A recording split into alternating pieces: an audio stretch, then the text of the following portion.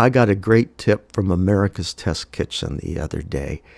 I was watching one of their cooking shows, and they were making soda biscuits. And after they put the acid and the baking soda in and it started to bubble, instead of putting that loaf in the oven right away like I've always been taught, they said, hey, don't put it in the oven right away. Let it sit out for 10 minutes first. Allow those bubbles to get a chance to bubble before putting it in the oven. Well, I tried that with my Vegor tomato nut biscuits last night, and it worked real well. Let me tell you what to do. Get 2 cups of raw walnuts, 2 cups of raw walnuts, washed and sorted for shell. Put them in your blender. And take 1 small tomato and squeeze it up and put it in the blender. And take 2 cups of water in a measuring cup, and you're not going to use all the water. You're going to use just as much as you have to get it to whirlpool in the center and puree it with that whirlpool in the center. You don't want any more water than you have to, right? Okay, so you're going to whirl the nuts and the tomatoes in, let's say, a cup of the water. You can safely put in 1 cup.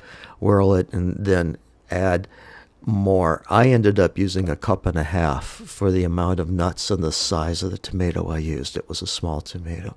And puree that with that little whirlpool going in the center for 5 minutes.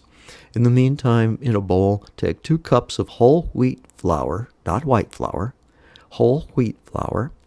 Put that in the bowl, and a tablespoon of brown sugar to kind of take the edge off the baking soda, and a teaspoon of baking soda, and a teaspoon of either cream of tartar. I use ascorbic acid powder that I get from Trader Joe's.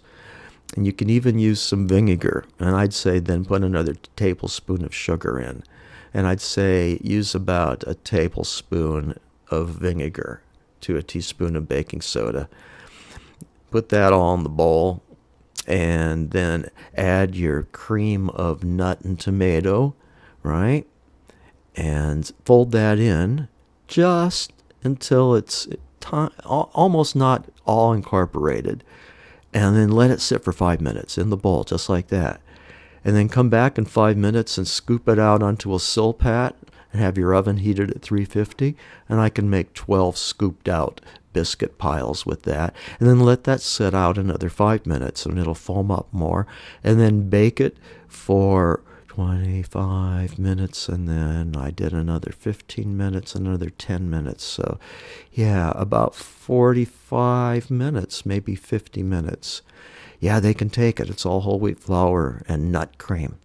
Then take them out and cool them and slice them in half. Put jelly on them, and they're great. Tomato nut whole wheat biscuits. Eat all plants, no animals. Use no oils, and eat all you like for the rest of your life.